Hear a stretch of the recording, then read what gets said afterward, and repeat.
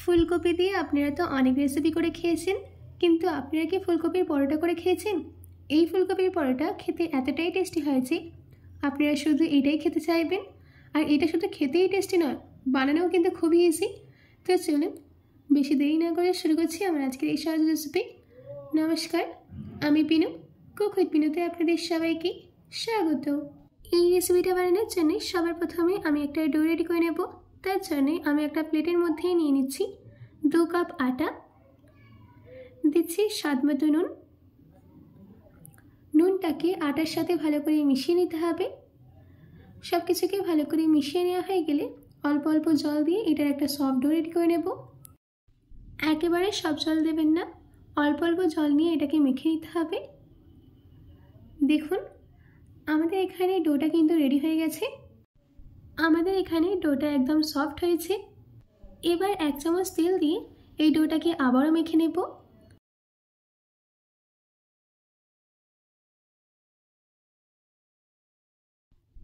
আমাদের এখানে ডোটা মেখে নেওয়া হয়ে গেছে।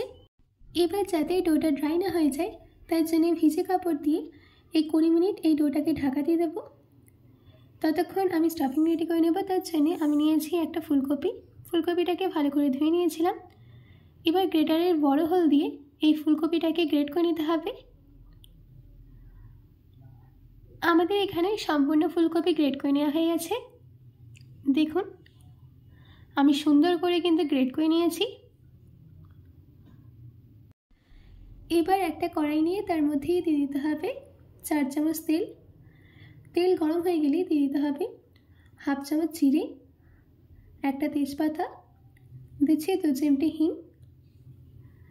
জিরে তেজপাতার হিংটাকে 10 সেকেন্ডের জন্য সতে করে নিতে হবে।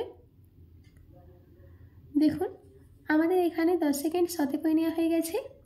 এবার এর মধ্যে অ্যাড করে দিলাম 1 চামচ গ্রেট করে নেওয়া আদা, ঝালের জন্য 3টে কাঁচা লঙ্কা কুচি।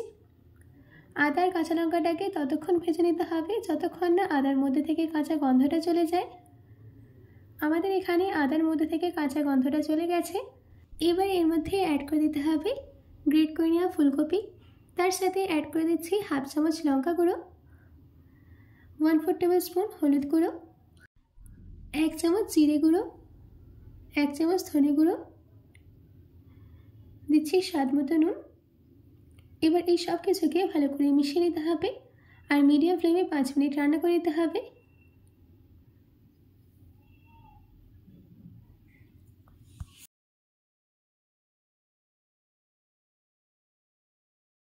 আমাদের এখানে ফুলকপিটা 5 মিনিট রান্না করে নেওয়া হয়ে গেছে। এবার আমি এর মধ্যে অ্যাড করে দিচ্ছি 1/2 চামচ গরম মশলা গুঁড়ো। গরম মশলা গুঁড়োটা দেওয়ার পর ভালো করে মিশিয়ে নিতে হবে আর 1 মিনিট রান্না করে নিতে হবে। আমাদের এখানে 1 মিনিট হয়ে গেছে। এবার সব শেষে অল্প ধনেপাতা কুচি দিয়ে মিশিয়ে নেব। ব্যাস আমাদের স্টাফিং কিন্তু একদম রেডি। এবার গ্যাসের ফ্লেমটাকে অফ করে দিয়ে একটা বলে নামিয়ে নেব। এইদিকে আমাদের 20 মিনিট হয়ে গেছে। এবার ডোটা থেকে কাপড়টা সরিয়ে নিচ্ছি, তারপর আরও 1 মিনিট মেখে নিতে হবে।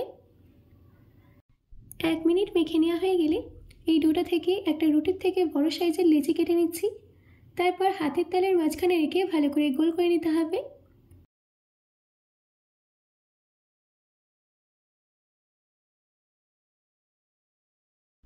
ভালো করে গোল করে নেওয়া হয়ে গেছে। এবার এই বলটাকে নিয়ে বাটির মতো শেপ দিয়ে দিচ্ছি। বাটির মধ্যে শেপ দিয়ে দেওয়া হয়ে গেলে এর মধ্যে দিয়ে দিতে হবে 1 চামচ স্টাফিং। স্টাফিংটা কিন্তু বেশি দেওয়ার দরকার নেই, অল্প দেবেন। এবার আস্তে আস্তে মুখটাকে বন্ধ করে দিচ্ছি আর লক্ষ্য রাখবেন যেন এই স্টাফিংটা বেরিয়ে না যায়।